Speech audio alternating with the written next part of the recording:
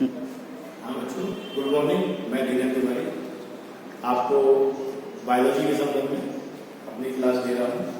और लेकिन मैं सिलेबस स्टार्ट करने से पहले आपको उसके पहले जो इंट्रोडक्शन ऑफ बायोलॉजी उसके बारे में कुछ बताना चाहता हूँ।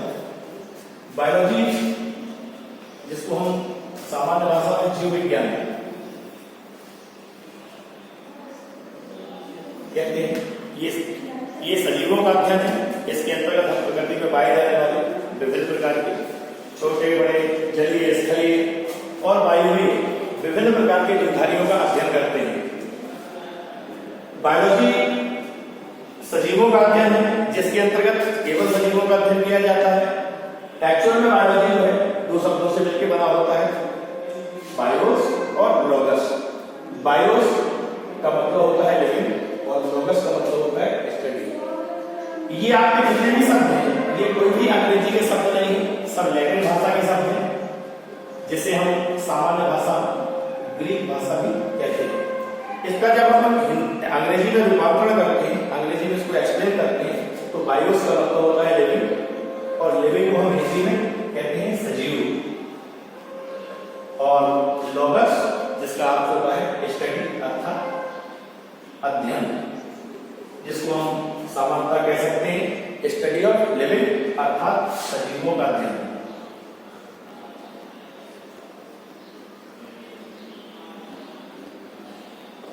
तो जीव विज्ञान विज्ञान की वह शाखा है जिसके अंतर्गत हम पृथ्वी पर पाए जाने वाले विभिन्न प्रकार के सजीव जीवधारियों का अध्ययन करते हैं। इस जीव विज्ञान को हमने अपने अध्ययन की सुविधा के लिए दो भागों में विभाजित किया। पहला जूलॉजी और दूसरा है बॉटनी। जीव विज्ञान दो शाखाओं में, एक जीव विज्ञान मतलब जूलॉजी, दूसरा बॉटनी। जूलॉजी, जिसको हम जंतु विज्ञान भी कहते हैं, और बॉटनी, जिसको हम वनस्पति विज्ञान कहते हैं। जिस तरीके से बायोलॉजी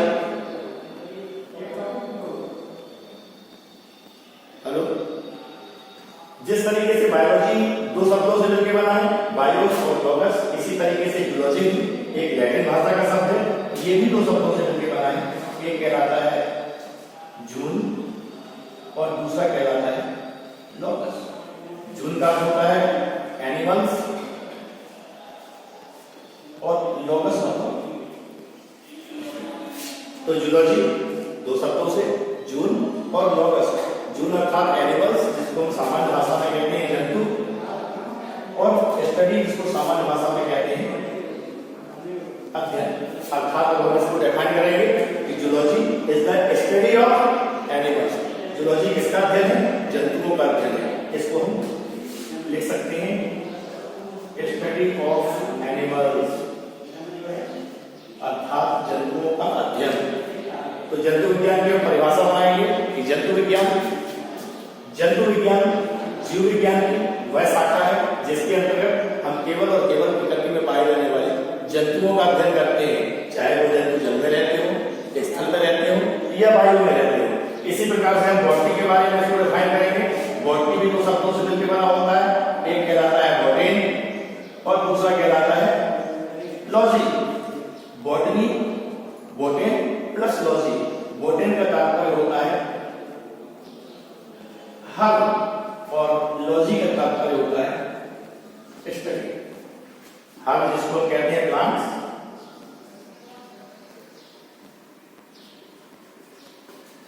जो अब आप इनको भी जोड़ लीजिए, स्टडी ऑफ प्लांट्स अर्थात पौधों का अध्ययन। तो कहां से हमने शुरू किया था? बायोलॉजी से। बायोलॉजी जीव विज्ञान। जीव विज्ञान प्रकृति में विज्ञान की वह शाखा है जिसके अंतर्गत हम केवल और केवल सजीवों का अध्ययन करते हैं। सजीव वो जीवधारी कहलाते हैं जो अपनी जैविक क्रियाएं संपन्न करते हैं, जिनमें गमन, श्वसन, उत्सर्जन, प्रकाश संश्लेषण, प्रजनन, पाचन आदि सभी क्रियाओं की क्षमता होती है। वो प्रकृति के ऐसे सभी जीवधारी सजीव कहलाते हैं। तो ऐसे सजीवों का अध्ययन हम जीव विज्ञान के अंतर्गत करते हैं। जीव जीव विज्ञान, इसको जब हम इसकी गहराई से अध्ययन करते हैं तो जीव विज्ञान दो शब्दों से मिलकर बना है, बायोस और लोगस। बायोस जिसका तात्पर्य होता है लिविंग अर्थात सजीव, और लोगस जिसका तात्पर्य होता है स्टडी अर्थात अध्ययन, जिसको जब हम डेफिनेशन के रूप में जब हम देते हैं तो लिविंग स्टडी अर्थात स्टडी ऑफ लिविंग अर्थात सजीवों का अध्ययन, जिसकी परिभाषा बनती है कि जीव विज्ञान विज्ञान की वह शाखा है जिसके अंतर्गत हम सजीवों का अध्ययन करते हैं। इस जीव विज्ञान को फिर से हमने दो शाखाओं में बांट दिया, एक जंतु विज्ञान, एक वनस्पति विज्ञान। जंतु विज्ञान को हिंदी इंग्लिश में जूलॉजी और वनस्पति विज्ञान को अंग्रेजी में बॉटनी कहते हैं। ये दोनों लैटिन भाषा के शब्द हैं। जूलॉजी जिसको जब हम डिफाइन करते हैं तो जून और लोगस दो शब्दों से मिलकर बना होता है। जून का तात्पर्य होता है एनिमल्स और लोगस का तात्पर्य होता है स्टडी, जिसका तात्पर्य है स्टडी ऑफ एनिमल्स अर्थात जंतुओं का अध्ययन, अर्थात जंतुओं का अध्ययन कराने वाली विज्ञान की शाखा को हम जंतु विज्ञान के नाम से संबोधित करते हैं।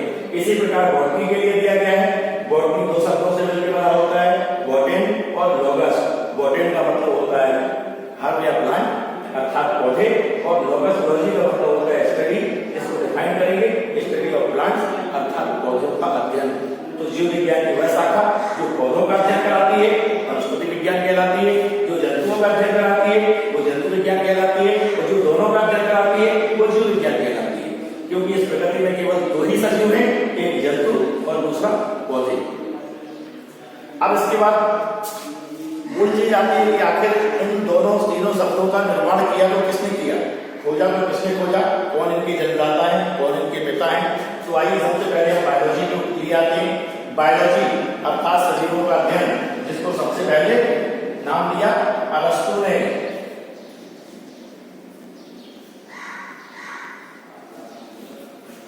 अरस्तु द फादर ऑफ बायोलॉजी, ये यूनान के या ग्रीक के प्रसिद्ध वैज्ञानिक, प्रसिद्ध दार्शनिक, जिन्होंने सबसे पहले जीव विज्ञान शब्द की खोज की। यह जीव विज्ञान ये जन्मदाता या जीव विज्ञान के पिता माना जाता है।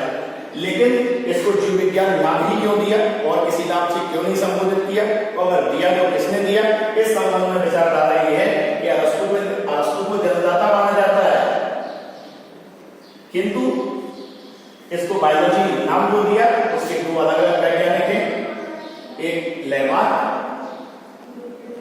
और दूसरे हैं ट्रेविरेनस।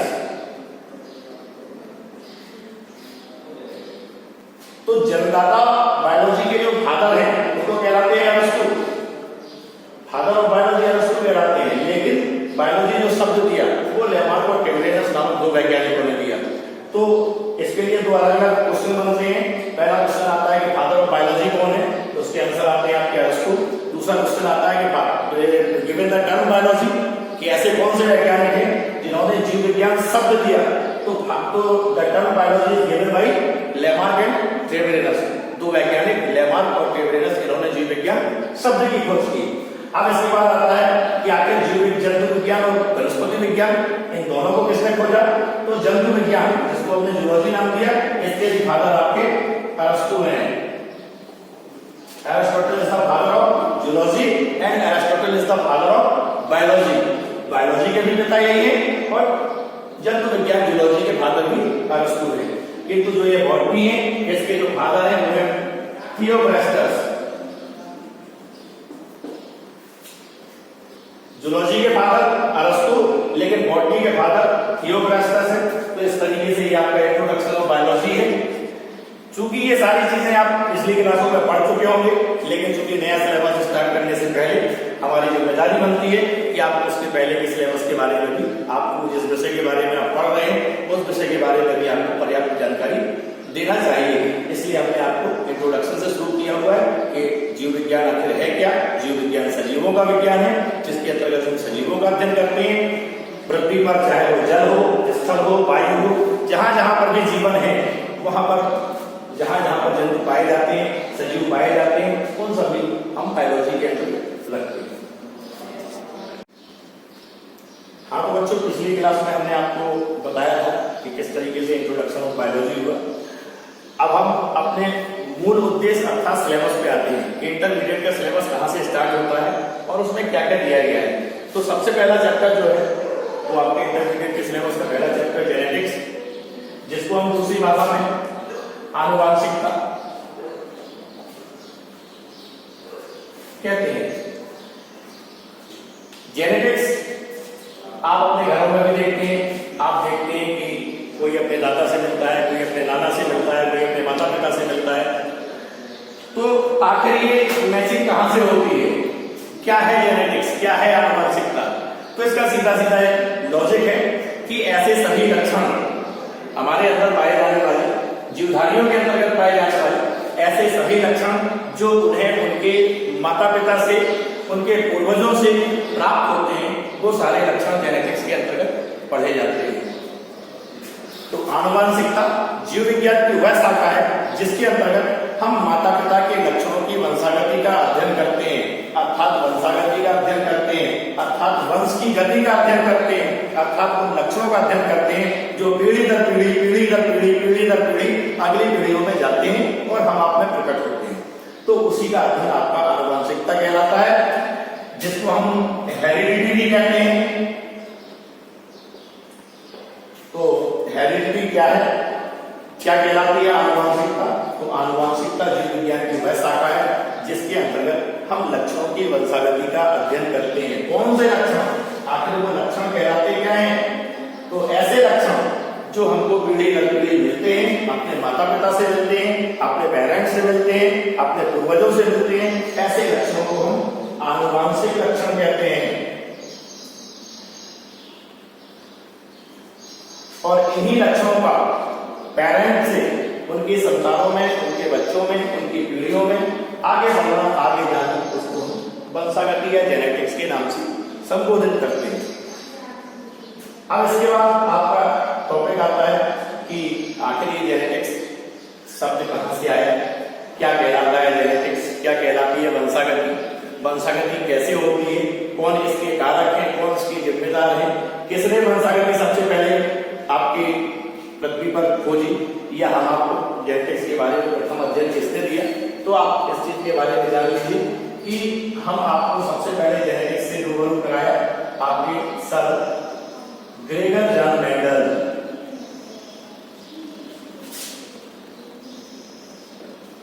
जिनको फादर ऑफ जेनेटिक्स के नाम से भी जाना जाता है, वंशागति का पिता भी कहा जाता है, आनुवांशिकता का जनक भी कहा जाता है, आधुनिक आनुवांशिकी का जनक भी कहा जाता है, मतलब विभिन्न नामों से इनको संबोधित किया जाता है। ये ग्रेगर जॉन मेंडल, आप उनके इतिहास के बारे में भी जानकारी ले लें। ये ऑस्ट्रिया के ब्रून शहर के निवासी थे और जब तक ये जीवित रहे तब तक किसी भी वैज्ञानिक ने इनकी किसी भी खोज के लिए कोई तवज्जो नहीं दी। लेकिन after the death of 34 years, इनकी मृत्यु के 34 साल बाद जब इनके द्वारा किए गए प्रयोगों को फिर से दोहराया गया और जब वही रिजल्ट प्राप्त हुआ, तब वैज्ञानिकों ने माना कि ये चीज तो मेंडल पहले ही कर चुके हैं और तभी से इनको फादर ऑफ जेनेटिक्स के नाम से संबोधित किया गया। तो जेनेटिक्स कहां, तो आपके मेंडल कहां के थे? आपके मेंडल थे ऑस्ट्रिया के ब्रून शहर के। इनको अपने जीवन पर्यंत इनकी खोजों का कोई लाभ नहीं मिला, ना इनकी खोजों का इनको कोई सरोकार दिया गया, न इनको किसी वैज्ञानिक के रूप में नवाजा गया। लेकिन जब इन्हीं की खोजों को 34 साल बाद फिर से दोहराया गया, उन्हीं प्रयोगों को फिर से किया गया, तब जाकर के वैज्ञानिकों को जानकारी मिली कि फादर ऑफ जेनेटिक्स ये। इसके बाद एक जेनेटिक्स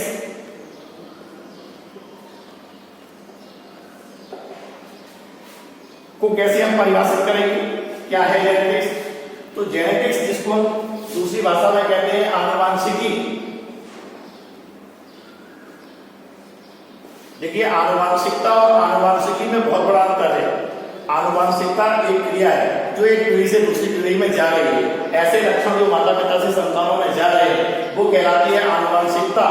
लेकिन आनुवांशिकी is the part of science. आनुवांशिकी एक प्रकार की विज्ञान है, एक प्रकार का अध्ययन है, जिसको हम डिफाइन करते हैं कि जीव विज्ञान की वह शाखा जो हमको आनुवांशिकता का अध्ययन कराती है, जो हमको जेनेटिक्स का अध्ययन कराती है, उसको हम आनुवांशिकी के नाम से संबोधित करते हैं। आनुवांशिकी जीव विज्ञान की वह शाखा है जिसके अंतर्गत हम माता पिता के लक्षणों की नस्ल का अध्ययन करते हैं उसको हम आनुवंशिकी कहते हैं। और आनुवंशिकी शब्द के जो जन्मदाता थे वो थे वैटसन।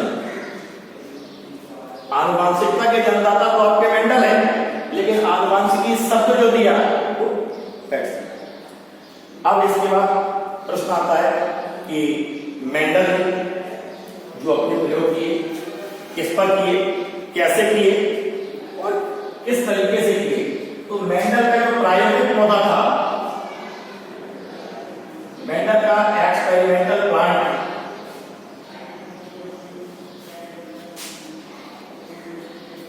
सभी जानते होंगे, पिछली क्लासों में भी आपने पढ़ा हुआ है कि मेंडल ने केवल और केवल एक पौधे पर अपना प्रयोग किया और उस पौधे का नाम है स्वीट पी, जिसको हम गार्डन भी कहते हैं और इसी को मीठी मटर के नाम से भी संबोधित करते हैं। ये आपको बाजारों में, अपने घरों में, अपने बगीचों में, इन सभी जगह आपको मटर मिल जाएगी। मेंडल ने किसी मटर का प्रयोग किया जिसका वैज्ञानिक नाम पायसम सेटाइम है। हाँ, तो मेंडल का प्रायोगिक पौधा कौन सा है? मटर। आप केवल मटर भी कह सकते हैं, मीठी मटर भी कह सकते हैं, स्वीट पी भी कह सकते हैं, गार्डन में भी कह सकते हैं और इसका वैज्ञानिक नाम आपका पायसम सेटाइम है। मेंडल ने इस पर जब प्रयोग किए तो कितने जोड़े तुलनात्मक लक्षण लिए? तो मेंडल ने 7 पेयर ऑफ कंपैरिजन कैरेक्टर, 7 जोड़ी तुलनात्मक लक्षणों का अध्ययन किया। कैसे लक्षण? तुलनात्मक लक्षण मतलब कंपैरिजन कैरेक्टर, एक दूसरे के अपोजिट कैरेक्टर। जैसे मान लिया उन्होंने एक कैरेक्टर को टॉल लिया तो दूसरे का अपोजिट कैरेक्टर उन्होंने ड्वार्फ लिया। एक कंपैरिजन कैरेक्टर उन्होंने मान लिया रेड लिया तो दूसरा कंपैरिजन कैरेक्टर उन्होंने व्हाइट लिया। इस तरीके से उन्होंने 7 जोड़ी तुलनात्मक लक्षण लिए और इन 7 जोड़ी तुलनात्मक लक्षणों को मिला करके मेंडल ने 3 नियम प्रस्तुत किए जो आपके इस प्रकार मटर का प्रयोग करते हुए इन्होंने अपने 3 नियम दिए। नंबर पहला, law of dominant and recessive.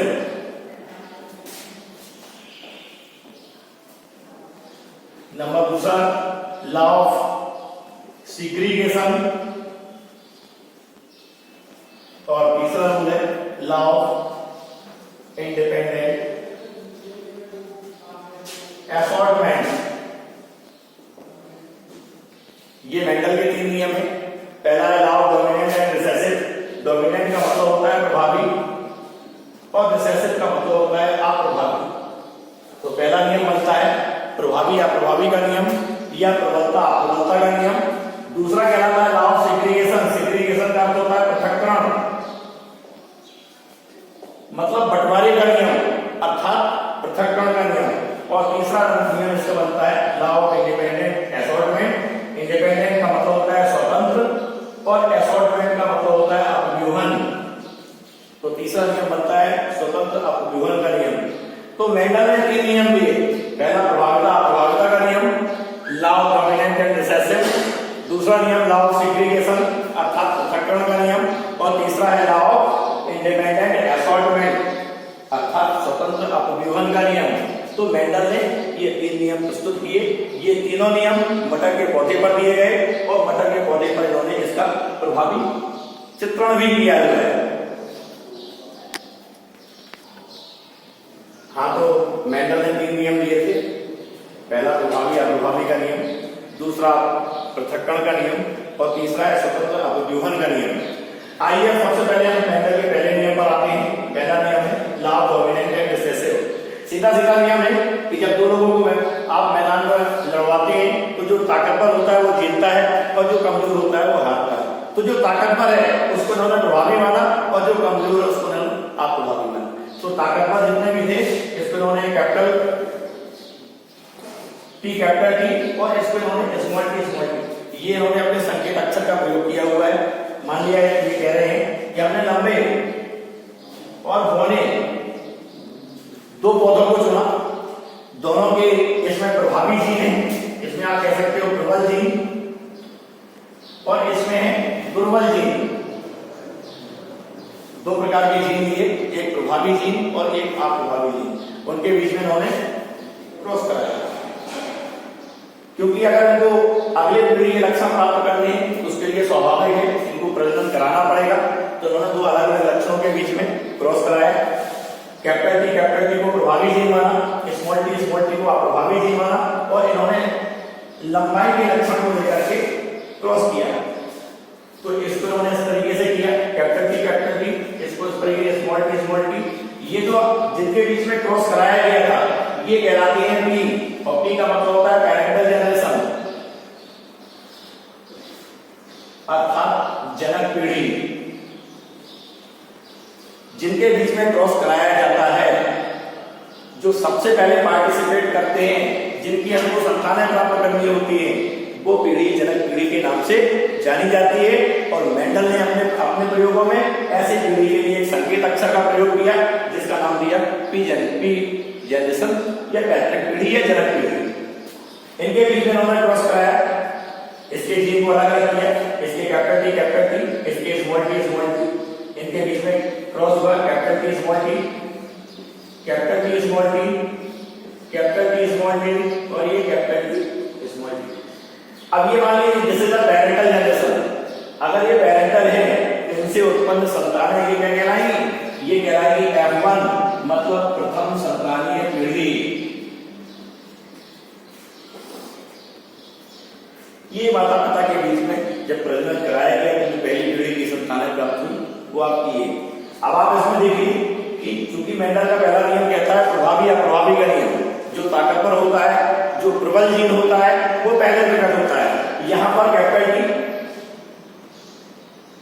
प्रभावी है, प्रबल जीन है, इसलिए सारे क्रॉस में। अब मान लीजिए इस कैपिटल टी का हमने स्मॉल टी से कराया तो मेंडल का पहला नियम कहता है कि जो ताकतवर है वो पहले प्रकट होगा और जो कमजोर है वो बाद में। तो कैपिटल टी पहले प्रकट हुआ, कैपिटल टी पहले प्रकट हुआ, कैपिटल टी पहले प्रकट हुआ, कैपिटल टी पहले प्रकट हुआ। अर्थात इस पीढ़ी में 100% संतानें तो प्राप्त होंगी। लेकिन उसमें भी इन्होंने दो शब्दावली का प्रयोग किया हुआ है कि शुद्ध होंगी कि संकर होंगी। शुद्ध वो प्रजातियां कहलाती हैं जिनमें दोनों जीन एक समान होते हैं, जैसे कैपिटल टी ये अपने आप में शुद्ध है, स्मॉल टी ये अपने आप में शुद्ध है। लेकिन जब दो अलग अलग प्रजातियां आपस में मिल जाती हैं और कोई तीसरी प्रजाति तैयार होती है, जैसे यहाँ पर कैपिटल टी स्मॉल टी के मिलने से एक तीसरी प्रजाति तैयार हुई, इसको हम कहते हैं संकर प्रजाति, जिसको अंग्रेजी में कहा जाता है हाइब्रिड। तो इसके लिए बनेगा हाइब्रिड कॉल। तो इस तरीके से 100 जितने भी आपको लक्षण प्राप्त हुए वो सारे कैसे थे? संकर लक्षण थे या हाइब्रिड कॉल थे। हाँ तो बच्चों यहाँ पर क्लास समाप्त करते हैं। लेकिन आपने आज जो कुछ भी पढ़ा, जो भी आपको टॉपिक समझाए गए, उस टॉपिक में आपको कोई भी प्रॉब्लम हो तो आप हमसे निसंकोच पूछ सकते हैं। जहां जो आपको समझ में ना आया हो उसका हम रिपीट भी कर सकते हैं। खैर अगली क्लासेस में हम रिपीट करते हुए आपको आगे अगली समझाएंगे। धन्यवाद।